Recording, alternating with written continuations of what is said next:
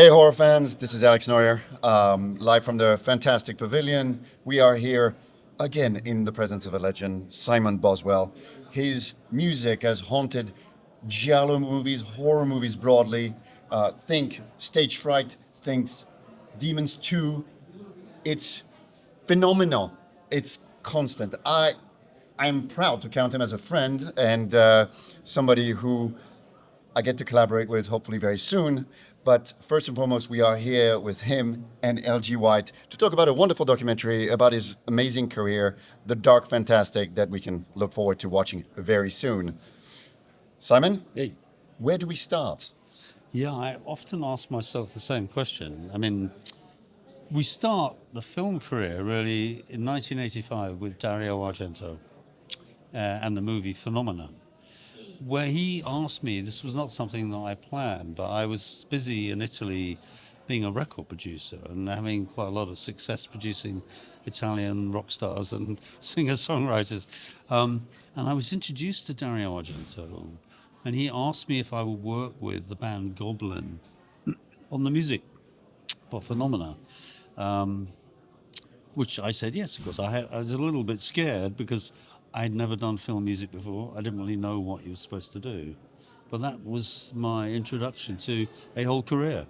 And I'm very indebted to Dario for giving me the opportunity. He had seen a band I was in play in Rome 2 or 3 years before. So I think that's what prompted him to ask me. But I was like this new kid on the block. I had no idea what I was doing.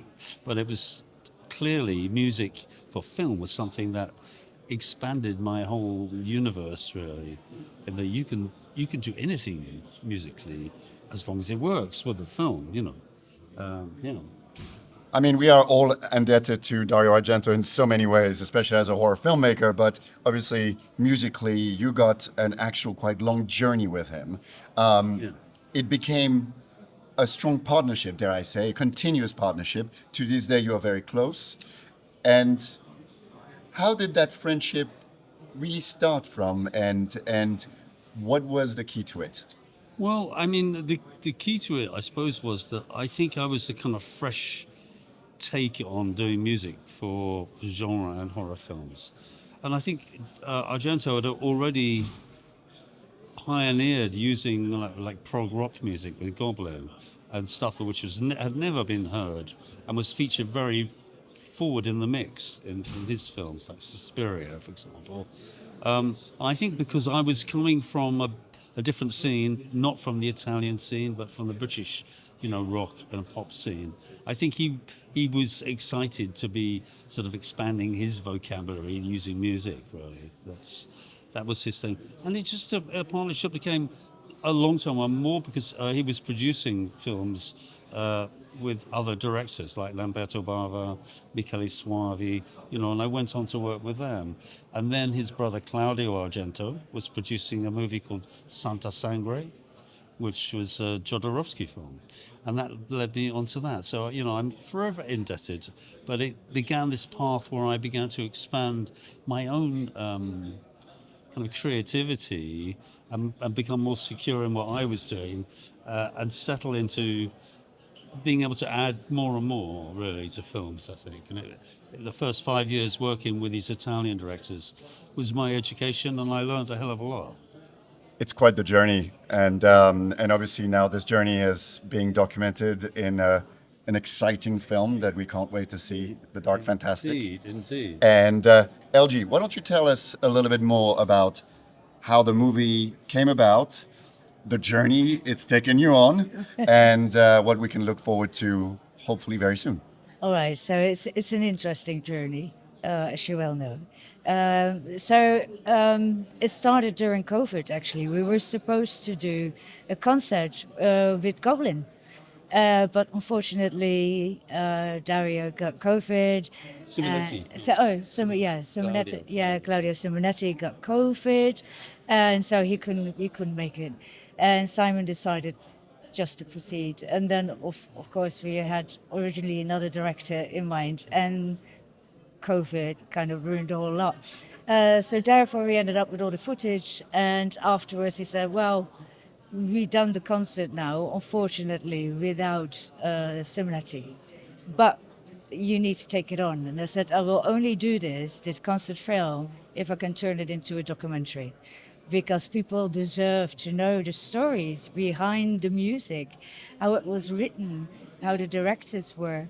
And so it's a psychological dive, a psychedelic dive into the mind and work of Simon, and with all the directors which he scored for.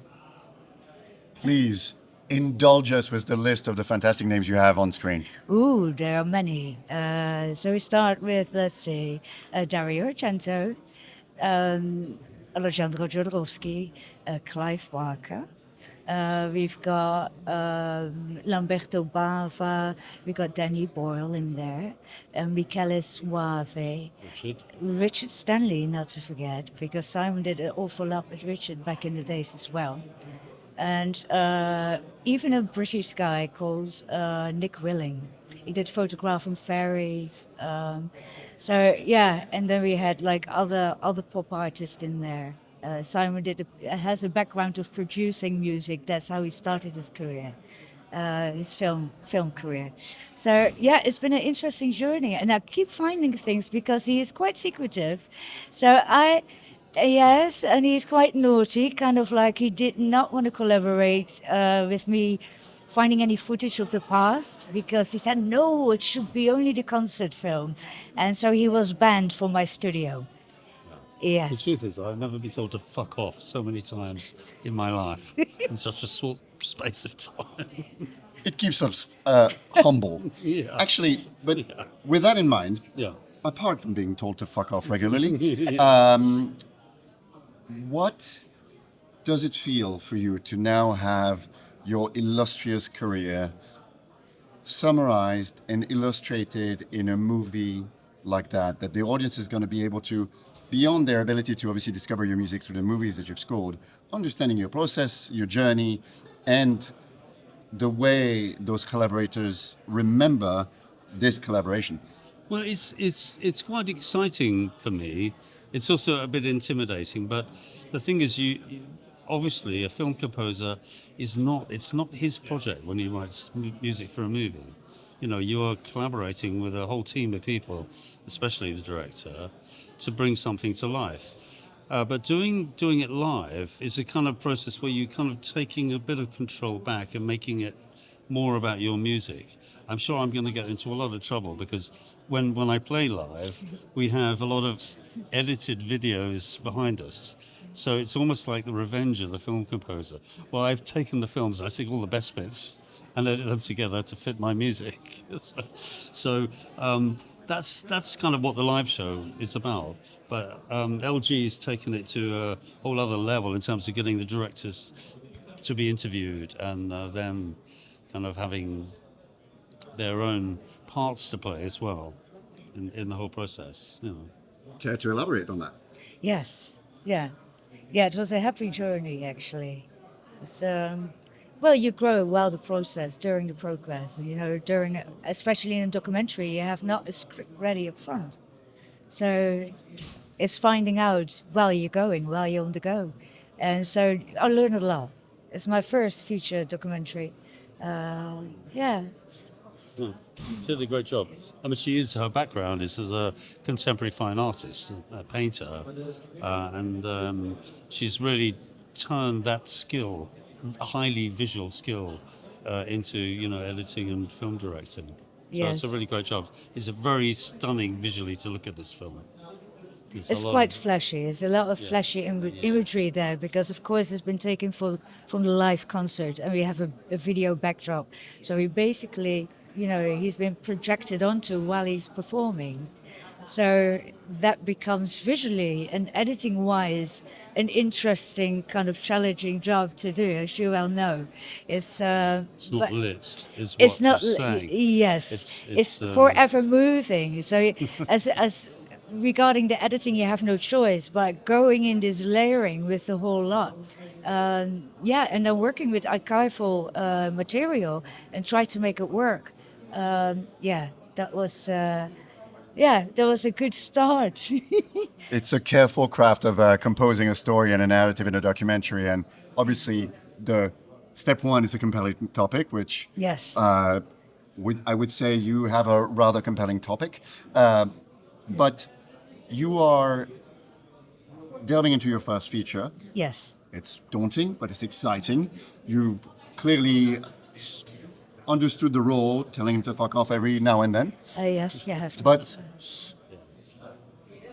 how does it feel for you switching from visual arts to another form of visual arts to actually follow a story of somebody obviously you care deeply about and bring it to screen? What kind of personal journey did it take you on? Well, actually, it's not quite different. So he mentioned painting, but I've done a lot of audiovisual and a lot of photography. I'm also an art director for creative firms. So it's all about storytelling. That's what we have in common. And over the years, there was always something missing. And Pablo of Morbido, he kept saying, Lola, why don't you try to make a movie? And he saw something that I didn't see myself yet, but he was absolutely right, because I finally found my niche.